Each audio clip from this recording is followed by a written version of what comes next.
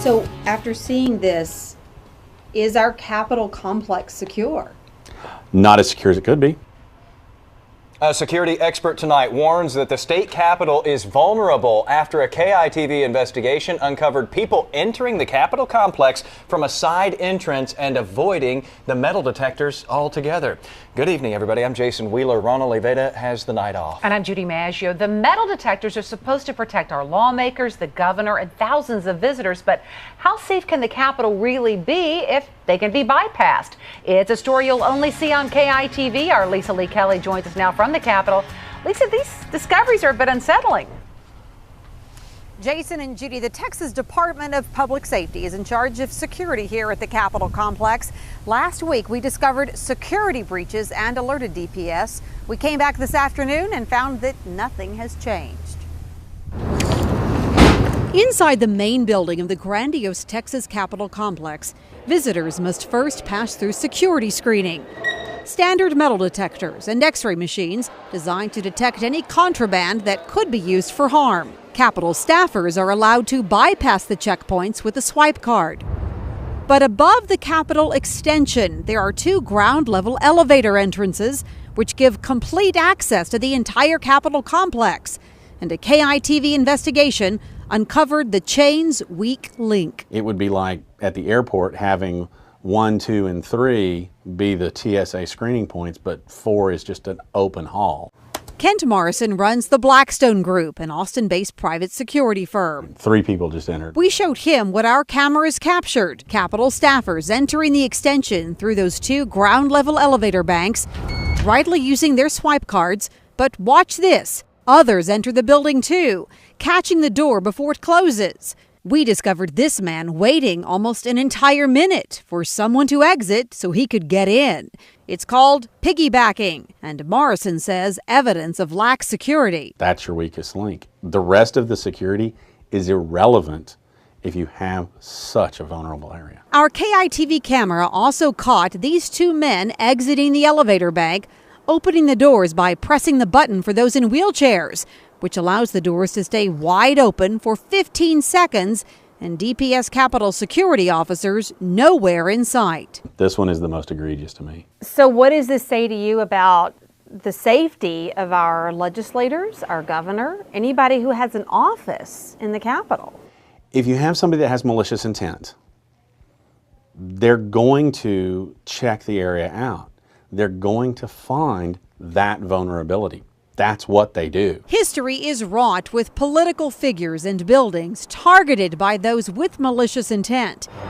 The Oklahoma City bombing, Arizona Congresswoman Gabrielle Giffords, President Ronald Reagan.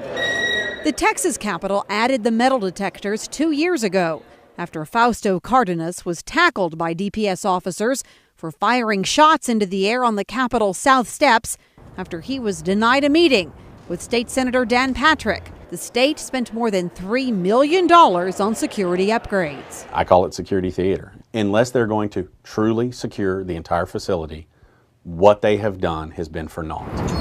As our cameras were rolling, a DPS security officer approached our crew with curiosity. When we asked her whether the piggybacking was effective security, she admitted off camera it is a problem.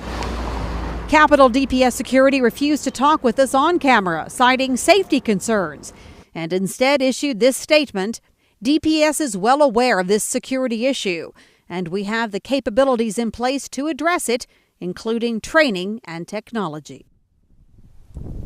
And once again, DPS told me it was unnecessary to view our video, what our cameras had captured, insisting it was aware of what we were talking about.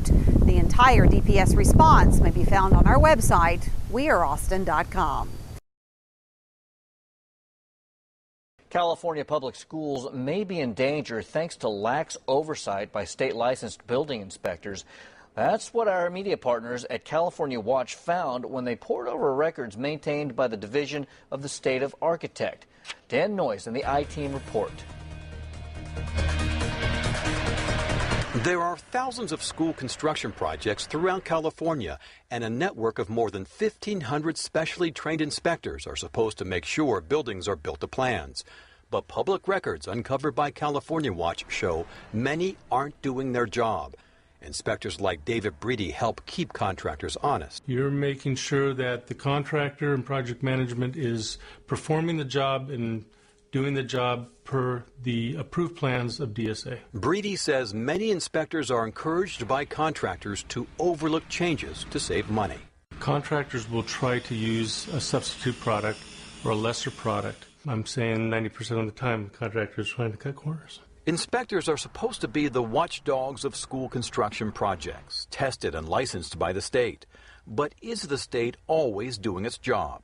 Take the case of Richard Vail. We couldn't trust anything that he did or said. Inspector Doug Devine reviewed Vail's work on a Los Angeles project that used seismic anchors, the metal rods that tie roofs and floors to walls and keep the building together in an earthquake. It was Richard Vail's job to ensure that the anchors were installed properly. But in over 24 projects, Devine found these makeshift seismic anchors.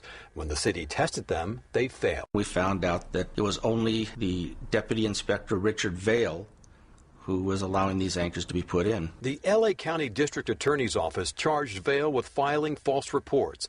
In 1997, Vail pleaded no contest to conspiracy to obstruct justice, a felony. I didn't want him out there ever inspecting anything in our city again. But that wasn't the end of Vail. Despite his conviction, the DSA allowed Vail to obtain a state inspection license. Sources say, and documents show, as recently as last year, he oversaw major school construction projects. I couldn't believe it. Acting DSA Director Chip Smith couldn't explain. Well, I'm not sure I'm simply not sure of the details of this particular case. In fact, he doesn't know about the background of many inspectors because the DSA doesn't do criminal background checks. Our program, our process, our supporting regulations don't address that. I'm not saying it's not a good idea to look at that. California Watch found nearly 300 school inspectors with documented problems over the last 3 decades. The issues ranged from absenteeism to failing to identify construction defects. California Watch asked Smith whether the department could do more to watch over inspectors. I think it could be improved. Do I think it's an alarmist problem right now at this moment? No, I don't. Former state legislator Sally Lieber sees it differently. I don't agree that it's just a room for improvement situation. All of the incentives are there to cut corners. Lieber says because inspectors are actually hired by the districts, they may face pressure to look the other way on projects to stay employed. The status quo gives the contractors and the local districts all the flexibility of the fox guarding the hen house. For the I-Team, Dan Noyes, ABC 7 News. Fields of solar panels were supposed to save $1 million at a local school district this year. But the ABC 7 News I-Team has learned that the district won't save any money. In fact, it will spend money, hundreds of thousands of dollars. Yeah, Dan Noyes is here now with an I-Team story he has been following since September. Dan? Kaylin and Dan, this solar project in Sonoma has been controversial from the start. Neighbors claim they didn't know the panels were going up, and now they wonder why they aren't working. Rows and rows of solar panels are popping up at Sonoma Valley Unified School District sites with the promise of saving millions. We expect to save over $26 million in the next 25 years. There's just one problem. Right now, they're not operating. The nearly $10 million project was supposed to be finished in August 2011, and the district was supposed to see $1 million in savings this school year. While some sites look ready to go, others don't even have the panels on them. They destroyed our serenity and peace of our backyard. This is the view from Nancy Ligon's second-floor window. The people living across from the district main office on Railroad Avenue say the panels block their view of the rolling hills. Neighbors have complained the schools didn't give proper notification for the solar project. The district did post notices of the school board vote in the local paper on Christmas Eve and New Year's Eve back in 2010, but never said where the meeting would take place. I want to feel insured that those panels will be lowered. Neighbors spoke out at school board meetings about the panels on Railroad Avenue that were supposed to be lowered last year. They haven't been. They say the plants put in to hide the panels are dying, and weeds are starting to reach the panels. Most of those look dead, so I still think they're pretty ugly, and the whole vegetation isn't pretty. The school keeps saying that it's a construction problem. They're not finished, and they don't really get into details. The IT went to a recent school board meeting to ask district officials about the holdup. Why isn't the solar working? Deputy Superintendent Justin Fries has been overseeing the solar project. Why isn't the solar working? Right. The contractor has run into a series of problems outside of our control. Outside of your control? Yeah. Okay. And so how much money have you lost in failed savings? Because it's been 6 months, right? Hang on just a moment. Can you at least stand still for a second? No. You can't stand still. We tried to ask School Board President Gary DeSmit about the solar panels not working. He refused to discuss the issue. Why is it so hard for you to answer a question? I don't know why you're pushing so hard. When people are evasive with me, I push. And you won't answer a basic question? Superintendent? DeSmit called for District Superintendent Luann Carlameno to answer for him and the rest of the elected school board. Yes, we have concerns that the solar isn't up and running, and yes, we wish it were up and running. Deputy Superintendent Fries told us later Roebelin Construction has replaced the person heading up the project, and the contractor is paying $1,000 a day in penalties. The company will wind up paying more than $250,000. That won't make up the $1 million the district hoped to save this year, so according to Fries, the district may have to spend $300,000 to $400,000 or more out of the general fund for their electricity. We asked Roebelin about the solar panel delay. They told us they don't comment on open contracts. I don't think they did their due diligence. The school board accepted the lowest bid on the solar project. The next lowest bid was about $2 million more. There's no way of knowing now if a different contractor could have delivered on time. But at least one board member wonders what lesson the school officials should take away from this process. Maybe we learn the lesson that cheap is more expensive at the end. There was talk of suing the construction company to recoup the lost savings, but school officials now say they want to avoid a long and potentially costly legal battle. The solar panels are now supposed to be up and running in May. I've posted a new iTeam blog with raw video of that confrontation showing just how difficult it is to get answers from school district officials on the story. That's at abc7news.com.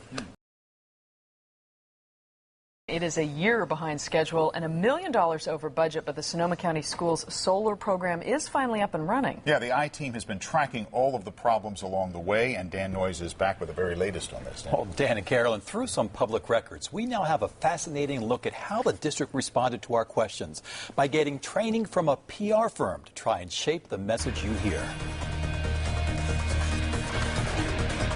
I feel great. It's nice to finally get them going and do what we said we were going to do. The deputy superintendent in charge of Sonoma Valley Unified's solar program might feel good now, but it's been a long, painful road. Can you at least stand still for a second? No. For much of the past year, the district dodged questions about delays and cost overruns. Why is it so hard for you to answer a question? I don't know why you're pushing so hard.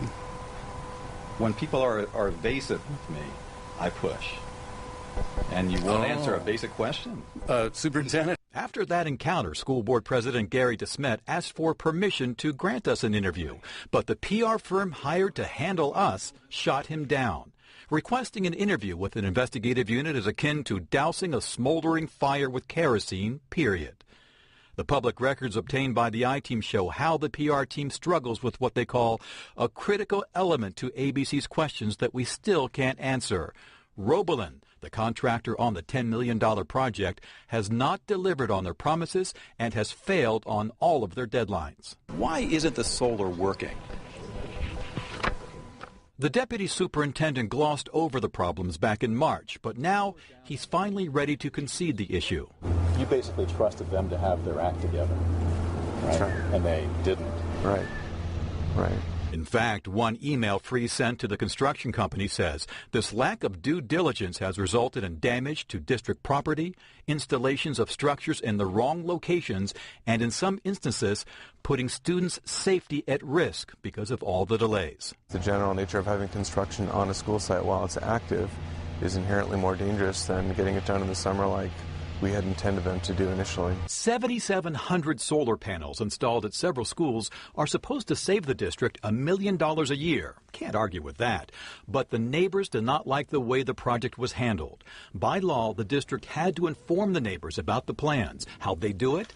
By taking out ads in the local paper on Christmas Eve and New Year's Eve, when readership is known to be low. Starting from the very beginning, there was absolutely no notification that this was going to happen. The neighbors were furious when the solar panels popped up, blocking their view across Sonoma Valley. This is how it looked outside Ann Phillips' house. But check it out. After the I-Team took her complaints to the district, they lowered the panels. I don't think it would have happened if Channel 7 had not gotten involved. I absolutely do not think it would have happened. My biggest concern that the pond is not going to be able to hold the water during a rain. Neighbors near Adele Harrison Middle School still worry about flooding because the district put solar panels over a holding pond. The cement has displaced so much of the dirt in the holding pond that when it starts raining, we still think we're going to have flooding. We brought in an engineer and surveyed the property and ensured that it was not going to affect how the area drained. There is not a lot of trust between the district and the neighbors as a result of this process. Now, by the way, the construction company refused to comment, and the architect on the project paid for that PR firm. They wouldn't tell us why they did it or how much they spent. But here's some free PR advice from the I-Team. It's always better to tell the truth up front, express a desire to make things right, and to mean it, and follow up. The ABC 7 News I-Team went to the Santa Rosa School Board meeting to ask what seems like a pretty simple question. Is it ever appropriate for a teacher to strike a student? Well, Dan Noyes is here with the sometimes surprising answers in this I-Team follow-up. Well, Larry and Carolyn, I first told you last month that the school district investigated a teacher and found that he had, in fact, slapped at least 2 special ed students in the head at Santa Rosa High School. Well, since I first heard about the story, I've been trying to find out how he still has a job. Go to the Santa Rosa School Board and you risk getting a lesson in semantics. Is it ever okay for a teacher to strike a student? I asked the board president what I thought was a simple question. Dan? It's really kind of a yes or no, Larry. I mean, come on. Is it okay for a teacher to strike a student, yes or no? Dan, can I ask you a question? How hard does the teacher have to strike the student to be struck? You're kidding me, right? The I-Team has the documentation. The school district did its own investigation and confirmed 67-year-old Willie Swindle slapped at least 2 of his Santa Rosa High special ed students last semester, hitting one in the face at least twice. The other student smacking both ears at the same time, what the kids call a thunderclap. The teacher also flicked, pinched, and pulled students' ears and tickled others. Yet he still has a job. Is that in January, February, March, April? After 16-year-old Michael Delgado told me what happened, the school board refused to be interviewed, calling it a personnel issue. I pressed the point tonight. Is it ever okay to strike a student? Absolutely not. I would have to say no, it is not. I also reported last month that the district refused to turn over the name of a key witness to police, an adult teacher's aide who saw Swindle striking students. Are you comfortable with the decision not to give the name of the witness to the police? You're really out of line coming here when we're really ready to start closed session to do this, yeah. That witness called police after seeing our report, so they have assigned additional investigators to the case. And the board now confirms they're taking a fresh look at the matter. The Delgado family was there with their attorney asking for mediation. They want to avoid a lawsuit. My client and his family are very hurt right now, and they need to heal. So can you please look at this humanly, inexpensively for the city? We're all taxpayers. We all work hard. The family's lawyer says Michael has suffered a setback because of being hit repeatedly. He's not learning as well as he should, so the family wants some counseling for the boy. I stopped by the teacher's home this evening and was not able to reach him. In the past, though, he denied striking any student.